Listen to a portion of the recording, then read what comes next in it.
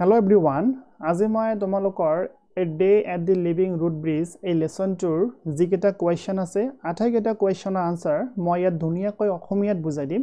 তোমালোকে ভালদৰে বুজিবলৈ চেষ্টা কৰিবা আৰু অসমীয়াখিনি বুজিবলৈ বা মনত ৰাখিবলৈ চেষ্টা কৰিবা কাৰণ অসমীয়া যদি আমি ভালদৰে বুজা পাও তেনেহলে ইংৰাজীখিনি আমাৰ ভালদৰে মনত থাকে ওকে সো ফাৰ্স্ট কোৱেশ্চনটো কি সুধিছে ইয়াত চাই লও Answer the following questions in complete sentence. অর্থাৎ ইয়াত সুধিছে যে তলত দিয়া প্ৰশ্নসমূহৰ সম্পূৰ্ণ বাক্যত উত্তৰ লিখা। So a number question to কি দিছে What awestruck Ruhi অর্থাৎ Ruhik কিহে আচৰিত কৰি তুলিছিল Awestruck means আচৰিত কৰা So answer to hall Ruhi was awestruck by the beauty of the living root bridge অর্থাৎ ইয়াত কি কোৱা আছে যে লিভিং ৰুট ব্ৰিজৰ যেটো সুন্দৰতা আছে বিউটি আছে সেইখিনিয়ে ৰুহি কি কৰিছিল আচৰিত কৰি তুলিছিল okay now I move to the B number question কি দিছে ইয়াত হাউ ওল্ড ইজ ৰুহি অৰ্থাৎ ৰুহিৰ বয়স কিমান হেতু সুধিছে আমাক আনসাৰটো হল ৰুহি ইজ 10 ইয়াৰ্স ওল্ড ৰুহিৰ বয়স হল 10 বছৰ ইজি কোৱেশ্চন হয় C number question where did Ruhi sit down অৰ্থাৎ ৰুহিয়ে কত বহিছিল Answer to hol Ruhi sat down Ruhiye bohisil on a mossy rock অর্থাৎ mossy rockor uporot Ruhiye bohisil clear now D number question in which state East Khasi Hills is located অর্থাৎ East Khasi Hill কত locate হৈ আছে অর্থাৎ কত অবস্থিত হয় Answer to hol East Khasi Hills is located in Meghalaya state অর্থাৎ মেঘালয়া ৰাজ্যত East Khasi Hill অবস্থিত ভালদৰে মনত ৰাখিবা most অৰ্থাৎ very important question হয় এটো now in our question what is Ruhi's nickname অৰ্থাৎ ডাক নাম বা ঘৰত যেটো নামেৰে মতা হয় তাক nickname বুলি কোৱা হয় so what is Ruhi's nickname so Ruhir nickname to কি হেতু সুধিছে answer to hall Ruhi's nickname is Ru অৰ্থাৎ তেখেতৰ যেটো ডাক নাম আছিল বা ঘৰত যেটো নামেৰে মতা হৈছিল মৰমেৰে হেতু নাম হল Ru মনত ৰাখিবা Okay, next question. What was the name of the place that Ruhi visited? Visited অর্থাৎ visit means পৰিদৰ্শন কৰা So it কি সুধিছে ইয়াত What was the name অৰ্থাৎ কি নাম আছিল of the place অৰ্থাৎ ঠাইখনৰ কি নাম আছিল যিখন ঠাই ৰুহিয়ে পৰিদৰ্শন কৰিছিল বা গৈ চাইছিল Answer to hall The name of the place that Ruhi visited অৰ্থাৎ ৰুহিয়ে পৰিদৰ্শন কৰা ঠাইটোৰ নাম হল Mailongnong East Khasi Hills District Meghalaya অৰ্থাৎ তেখেতে এইখিনি ঠাই ভিজিট কৰিছিল বা পৰিদৰ্শন কৰিছিল ওকে Maolongnong এটো ভালদৰে তোমালোকে মনত ৰাখিবা স্পেলিংটো অলপ কঠিন হয় আৰু উচ্চাৰণটো অলপ টাফ হয় সো বানানটো তোমালোকে ভালদৰে মুখস্থ কৰিবা okay G number question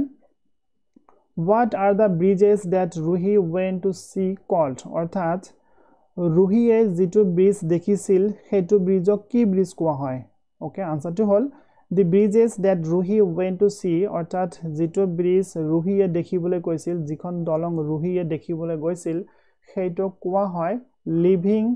root bridges অৰ্থাৎ হেতু living root bridge অৰ্থাৎ তেখেতে living root bridge দেখিবলৈ গৈছিল okay now H number question With whom did Ruhi go to Meghalaya? Meghalaya এখন ৰাজ্য হয় okay so with whom অৰ্থাৎ কাৰ লগত did Ruhi go Ruhiye গৈছিল to Meghalaya Ruhiye Meghalaya কাৰ লগত গৈছিল answer to hall Ruhi went to Meghalaya with her parents and her younger brother means তেখেতৰ সৰু ভাইটি so Ruhiye Meghalaya লৈ গৈছিল তেখেতৰ মা দুটাকৰ লগত আৰু লগতে তেখেতৰ সৰু ভাইটিৰ লগত Meghalaya লৈ গৈছিল okay clear now two number question কি দিছে ইয়াত write whether the following statements are true or false অৰ্থাৎ তলত কেইটামান স্টেটমেন্ট দিয়া আছে কথা দিয়া আছে লাইন দিয়া আছে হেগেটা শুদ্ধ নে অশুদ্ধ true নে false হেতু লিখিব কৈছে আমাক okay সামতিয়া এই নম্বৰ কোৱেশ্চনটো কি দিয়া আছে এইবোৰ তোমালোকে মুখস্থ নকৰিবা বুজিবলৈ চেষ্টা কৰিবা okay first question to দিয়া আছে Ruhi met a group of Spanish tourists. Tourist শব্দটোৰ অৰ্থ হৈছে পৰ্যটক যেতিয়া বাহিৰৰ দেশৰ পৰা আন এখন দেশলৈ কিবা চাবলৈ ভ্ৰমণ কৰিবলৈ যোৱা হয় তেতিয়া সেই সকল ব্যক্তিক টুৰিষ্ট বা পৰ্যটক বুলি কোৱা হয় so Ruhi made a group of Spanish tourist so ইয়াত কি কোৱা আছে ৰুহিয়ে এটা স্পেনিছ টুৰিষ্ট অৰ্থাৎ পৰ্যটকৰ এটা দলৰ লগ পাইছিল বুলি কোৱা আছে সো যেতিয়া আমি লেসনটো পঢ়িছিলো তেতিয়া আমি পাইছিলো যে হয় তেকেতে এই সকল মানুহৰ বা পৰ্যটকৰ লগ পাইছিল সো খসা হয় গতিকে আমি ট্ৰু লিখিম ট্ৰু মিন্স খসা শুদ্ধ ওকে নেক্সট দি আছে মাও লংনং ইজ ইন মেঘালয়া অৰ্থাৎ এই ঠাইখিনি মেঘালয়া ৰাজ্যত আছে বুলি কোৱা হৈছে হয় এটো খসা কথা এই ঠাইখিনি মেঘালয়া ৰাজ্যতে আছে গতিকে ট্ৰু হ'ব ফলস নহব C number question Ruhi did not like the place she visited অৰ্থাৎ ৰুহিয়ে কত ভিজিট কৰিছিল মেঘালয়া ৰুট ব্ৰিজ দেখিবলৈ গৈছিল আৰু ইয়াত কোৱা আছে যিখন ঠাই তেওঁ গৈছিল বা যি বস্তু বা যিখিনি দেখিবলৈ গৈছিল সেইখিনি তেকেতে ভাল পোৱা না আছিল এটো হয় জানো নহয় ৰুহিয়ে যিখিনি ভিজিট কৰিছিল দেখিছিল পৰিদৰ্শন কৰিছিল সেইখিনি তাইক ভাল লাগিছিল আৰু ইয়াত না লাগিছিল বুলি কোৱা হৈছে গতিকে এটো ফলস হ'ব ওকে মিছা কথা এটো অসত্য হ'ব Now, D number question, Ruhi played football with her brother near the road bridge. So, yet koa ase, je Ruhiye teketor horu bhaitir logot tat, orthat road bridge or osrat football khelisil. Hoy jano, tekete football khela na asil. Hiote ki korisil panire khelisil. Gotike eto misa kotha hoy. That's why answer to hobo false. Now, in our question ki hodise yat, in our question, A frog jumped on Ruhi's feet. অর্থাৎ frog means ভেকুলি এটা ভেকুলিয়ে কি কৰিছিল ৰুহিৰ ভৰিত জপিয়াই আহিছিল হয় এটা ফ্ৰগে ৰুহিৰ ভৰিত জপিয়াই আহিছিল কথাটো সঁচা হয় গতিকে আনসাৰটো ট্ৰু হ'ব ওকে নাও F number question কি দিছে ইয়াত The root bridges are around 500 years old ইয়াত কোৱা আছে যে যিবোৰ ৰুট ব্ৰিজ আছে অৰ্থাৎ হিপাৰে নিৰ্মিত দলং আছে সেইবোৰ প্ৰায় 500 বছৰ পুৰণি হয় কথাটো খসা হয় ইমান পুৰণি হয় এইবোৰ ব্ৰিজ দলং গতিকে খসা যেটো হয় গতিকে আনসাৰটো কি লিখিম আমি ট্ৰু লিখিম ট্ৰু মিন্স খসা আৰু ফলস মিন্স মিছা ওকে নাও 3 নম্বৰ কোৱেশ্চন কি খুদিছে ইয়াত give brief answer to the following questions অৰ্থাৎ তলত দিয়া প্ৰশ্নসমূহৰ সংক্ষিপ্ত উত্তৰ দিব কৈছে সো এই নম্বৰ কোৱেশ্চনটো কি দিছে ইয়াত How are the root bridges built? Build means নিৰ্মাণ কৰা বা তৈয়াৰ কৰা ওকে তৈয়াৰ কৰা সো ইয়াত কোৱা আছে যে root bridge বোৰ হিপাৰে নিৰ্মিত দলংবোৰ কেনেকৈ তৈয়াৰ কৰা হয় বা বনোৱা হয় আনসাৰটো হ'ল the roots root means হিপা গছৰ হিপা okay the roots of the rubber tree means rubber যেটো গছ আছে সেইবোৰ তোমালোকে নিশ্চয় দেখিছা rubber গছ So কি কৈছে ইয়াত rubber গছৰ হিপাবোৰ কি কৰা হয় are directed to grow in a particular direction means বিশেষ দিশ অৰ্থাৎ rubber গছৰ যিবোৰ হিপা আছে সেইবোৰক এটা বিশেষ দিশত গ্ৰো হ'বলৈ বা গজিবলৈ বা আগুৱাই যাবলৈ দিয়া হয় from one end of a river to other অৰ্থাৎ নদীৰ এটা কাহৰ পৰা পাৰৰ পৰা আন এটা পাৰ লৈ rubber গছৰ হিপাবোৰ গজিবলৈ দিয়া হয় okay once the roots reach to the other end আৰু once এই সময়ত কি হয় যেতিয়া এই সময়ত roots বোৰ হিপাবোৰ rubber গছৰ হিপাবোৰ কি হয় reach গৈ পায় কত গৈ পায় to other end অৰ্থাৎ নদীৰ হিটু পাৰত গৈ পায় আমি প্ৰথমত কি পাইছিলো যে rubber গছৰ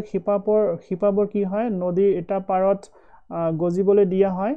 আৰু আনটো পাৰলৈ যাবলৈ দিয়া হয় আৰু যেতিয়া আনটো পাৰলৈ গৈ পায় তেতিয়া কি হয় they are allowed to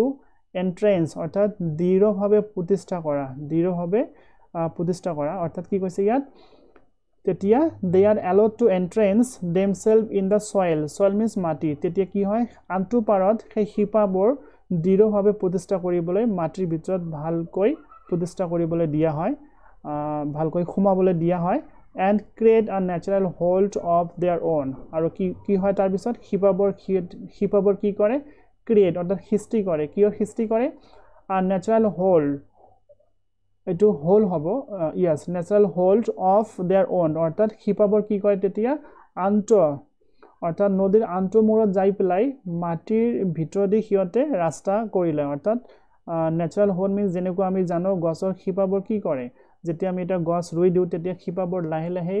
মাটিৰ ভিতৰদি নিজে আগুৱাই যায় ঠিক তেনেকৈ হিপাবোৰ কি হয় নদীৰ আনটো পাৰত হিপাবোৰ নিজে আগুৱাই যায় আৰু মাটিত ভালকৈ ধৰি থাকে okay stones, pebbles means hilguti, stones, pebbles, etc. are inserted in between to make the structure of the bridge strong. আৰু তাৰ পিছত কি কৰা হয় শিপাবোৰ যেতিয়া আন্তমূৰৰ মাটিৰ ভিতৰলৈ সোমাই যায় তেতিয়া তাত stone, pebbles আদিবোৰ কি কৰা হয় শিপাবোৰৰ মাজভাগত ৰাখি দিয়া হয় কিহৰ বাবে যাতে যেটো গাঁথনি হয় যেটো গঠন শিপাবোৰৰ যেটো গাঁথনি হ'ব হেতু যাতে কি হয় strong হয় শক্তিশালী হয় thus এনেকৈ the root bridges are built so এনেকৈ root bridgeবোৰ বনোৱা হয় I hope তোমালোকে বুজিব পাৰিছা যে কেনেকৈ root bridge অৰ্থাৎ শিপাৰে নিৰ্মিত দলং বনোৱা হয় now b number question why are the root bridges built অৰ্থাৎ root bridgeবোৰ কিয় বনোৱা হয় ইমান কষ্ট কৰি প্লাই শিপাৰে নিৰ্মিত দলংবোৰ কিয় বনোৱা হয় আনসাৰটো হল answer as Meghalaya receives heavy rainfall অৰ্থাৎ মেঘালয় যেহেতু ধাৰাসাৰ বৰষুণ হৈয়ে থাকে অৰ্থাৎ বেছিকৈ বৰষুণ হৈ থাকে অত্যাধিক বৰষুণ হয় কত মেঘালয়ত মন ৰাখিবা the bamboo bridges were not good enough for the local people to cross the gushing rivers gushing means বেগেৰে বৈ অহা অৰ্থাৎ নদীৰ জীৱ নদীৰ পানী বেগেৰে বৈ আহে সেইবোৰ নদীৰ পানীক বা নদীক gushing river বুলি কোৱা হয় সো আমি কি বুজিলো ইয়াত as Meghalaya receives heavy rainfall যেহেতু মেঘালয়া ধাৰাসাৰ বৰষুণ হৈ থাকে আৰু কি কৈছে the bamboo bridges অৰ্থাৎ bamboo means বাঁহৰে নিৰ্মিত ব্ৰিজবোৰ were not good enough যথেষ্ট ভাল নহয় তাৰ বাবে কাৰণ তাত যেহেতু সঘনে বৰষুণ হৈ থাকে পানী বৃদ্ধি হৈ থাকে যাৰ বাবে বাঁহৰে নিৰ্মিত যিবোৰ ব্ৰিজ আছে বা দলং আছে সেইবোৰ হিয়তৰ বাবে গুড নহয় ফৰ দা লোকেল পিপল তাত থকা স্থানীয় মানুহসকলৰ বাবে বাঁহৰে নিৰ্মিত দলংবোৰ যথেষ্ট গুড নহয় হিয়তৰ বাবে টু ক্ৰছ দা গাশিং ৰিভাৰ অৰ্থাৎ বেগেৰে বৈ থকা নদীবোৰ ক্ৰছ কৰাটো পাৰ হৈ যোৱাটো হিয়তৰ বাবে ভাল নহয় বাঁহৰে নিৰ্মিত দলংবোৰৰ বাবে okay often they were swept away অৰ্থাৎ বুৰাই লোৱা পানীত ডুবি যোৱা so often they were swept away by heavy current of the river so বাঁহৰে নিৰ্মিত দলংবোৰ কি হয় so যেহেতু swept away by the heavy current of the river অৰ্থাৎ নদীসমূহৰ যেটো পানীৰ প্ৰবাহ আছে স্পীড হয় অতি হেভি হয় পানীৰ প্ৰবাহটো অতিকৈ হেভি হয় শক্তিশালী হয় সেইভাবে সেই বাঁহৰে নিৰ্মিত দলংবোৰ কি হয় সেই মানে টিকি না থাকে অৰ্থাৎ নষ্ট হৈ যায় ভাঙি যায় ডুবি যায় পানীত okay so to get da solution to this problem so যাতে বাঁহৰে নিৰ্মিত দলংবোৰ নষ্ট হৈ নাযায় বা বাঁহৰে নিৰ্মিত দলংবোৰ নষ্ট হৈ যোৱাৰ ফলত হিয়তৰ যাতে সমস্যা হৈ নাথাকে তো তেনেকুৱা সমস্যাবোৰ সমাধানৰ বাবে লোকেল পিপল সকলে কি কৰে স্টাৰ্টেড বিল্ডিং ৰুট ব্ৰিজ হিয়তে কি কৰিছিল শিপাৰে নিৰ্মিত দলংবোৰ বনাবলৈ আৰম্ভ কৰিছিল অৰ্থাৎ কি বুজা পালো আমি ইয়াত কি বুজি পালো যে বাঁহৰে নিৰ্মিত দলংবোৰ যেটো ভাঙি চিঙি যায় কাৰণ নদীৰ যেটো পানীৰ প্ৰবাহ আছে হেতু হেভি হয় বাঁহৰে নিৰ্মিত দলংবোৰ ভাঙি যোৱাৰ চান্স থাকে বা পানীত বুৰ যায় সেইভাবে হিয়তে কি কৰে সেইবোৰ সমস্যাৰ পৰা আঁতৰি থাকিবলৈ হিয়তে ৰুট ব্ৰিজ অৰ্থাৎ শিপাৰে নিৰ্মিত দলংবোৰ হিয়তে সাজি লয় সো কোৱেশ্চন আনসাৰটো আমি ভালদৰে বুজি পালো আই হোপ তোমালোকে ভালদৰে বুজিছা সো ইমানদলৈকে কোৱেশ্চন আছিল ইয়াৰ পিছত আৰু এডিশনাল কোৱেশ্চন আনসাৰ লগতে এমসিকিউ বহুতো আছে সেইবোৰ মই নেক্সট ভিডিঅ' দি দিম তোমালোকে ভালদৰে চাই থাকিবা আই হোপ তোমালোকে ভালদৰে বুজিছা যদি এবাৰে বুজা নাই পুনৰ এবাৰ ভালদৰে চাই যাবা অসমীয়াখিনি ভালদৰে মনত ৰাখিবা ওকে সো নেক্সট ক্লাছত বা নেক্সট ভিডিঅ'ত মই পিছৰ কোৱেশ্চনবোৰ দি যাম সো এনেকুৱা ধৰণৰ কোৱেশ্চন আনসাৰ বা এনেকুৱা ধৰণৰ বুজনিবোৰ যদি পাই থাকিব বিচৰা তেনেহলে মোৰ চেনেলটো সাবস্ক্ৰাইব কৰি ৰাখি দিবা আৰু লগতে নোটিফিকেশন বেলটো অন কৰি দিবা ঠিক আছে ভাল লাগিলে লাইক কৰিবা আৰু নিজৰ বন্ধু বান্ধৱীৰ মাজত ভিডিঅ'টো শেয়াৰ কৰিবলৈ কেতিয়াও নাপাহৰিবা Okay dear student, so আজিলৈকে এইখিনি আছিল see you on the next one till then thank you have a good day